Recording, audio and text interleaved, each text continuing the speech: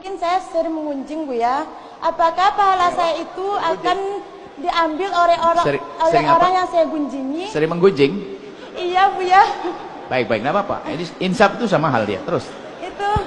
Jadi, apakah saya harus hanya sekedar meminta ampun kepada Allah atau saya harus meminta ampun langsung kepada orang yang menggunjing, orang yang saya gunjingin? Baik, sebab saya pernah mendengar perihal itu sama saja kita membuka aib kita sendiri, dan Allah marah jika kita membacakan aib kita secara terang-terangan. Bagaimana solusinya Bu ya? Masya Allah. Menggunjing adalah satu dosa besar yang jarang dicermati. Padahal dia tidak kalah dengan dosa-dosa yang selama ini, wah, minuman keras, zina. Dosa besar yang jarang dicermati. Bahkan kadang lebih gede daripada dosa-dosa itu. Karena namanya menggunjing itu bisa di mana saja. Di atas mimbar saya bisa saja seorang ustadz ngomong, tahu enggak ini langsung gunjing. Hati-hati, dosanya gede, hati-hati. Menggunjing itu membicarakan sesuatu tentang orang lain yang jika orang itu mendengar pasti dia nggak senang.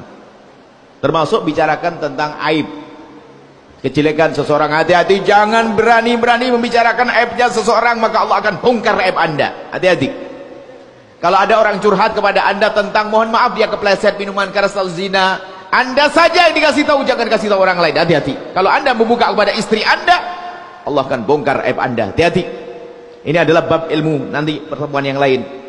Kita sering orang curhat ke kita adukan ke orang lain, habislah naudzubillah. Menggunjing namanya, haram, dosa gede. Lalu bagaimana taubat menggunjing? Taubat itu ada ilmunya, kalau salah ilmunya sengsara, berat. Coba. Bagaimana kita menggunjing seseorang? Memang betul disebutkan dosa kepada manusia, syarat tobatnya tambah 1. Kalau kepada Allah kan nyesel. Ya apa kau? Wah, kan tidak enak ditanya begitu. Pokoknya gunjing, enggak, awas, enggak saya maafkan kalau kau udah kasih tahu. Gila dikasih tahu tambah marah dia. Maka lakukan 2 hal. Lakukan 2 hal. Yang pertama, tanda penyesalan Anda, istighfarlah yang banyak untukmu dan untuknya. Allah firli walah. Ya Allah ampuni aku dan dia. Nggak habis-habis, ya Allah ampun. Nabi yang menyebutkan, Nabi yang mengajarkan itu. Dalam hadis disebutkan apa? Mintalah ampun kepada Allah untukmu dan untuk dia. Maksudnya apa? Kapan engkau minta ampun kepada Allah untukmu, jangan lupa kau bawa dia agar diampuni oleh Allah. Karena hati-hati, kalau Anda tidak dimaafkan maka Anda akan sengsara, kan gitu. Ini yang pertama. Yang kedua, seperti dirimu pernah menyebut kejelekannya di tempat tersebut, maka Anda rubah jadi sebut kebaikannya di tempat tersebut. Seperti engkau pernah menyebut kejelekan di tempat itu, rubah kau sebut kebaikannya di tempat itu. Ditumbangi. Wa adbi sayyi'atal hasanata. Jadi dulu kita ngomongin, tahu enggak kau ibu itu gini.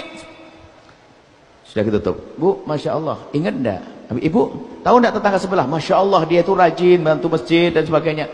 Dirubah, sebut kebaikannya.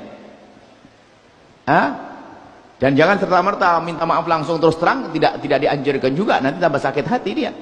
Baik, seperti itu insya Allah Anda lakukan. Anda minta ampun untuk dia, kemudian Anda sebut kebaikannya di tempat Anda menyebut kejelekannya. Dengan itulah maka Allah akan mengampuni Anda. Setelah itu tidak boleh Anda menggunjing yang lainnya. Jadi tobatnya hati-hati. Bahaya gunjing itu kadang menjadi makanan sampai dikatakan fakihatul fuqaha. Ustadz bahkan yang sering gunjing, dalam ulama menyebutkan, al-Tasu Imam Ghazali, fakihatul fuqaha, camilanya ustadz yang sombong, jelekin pondok lain, pondok ini, ustadz ini ustadz ahli neraka jahanam.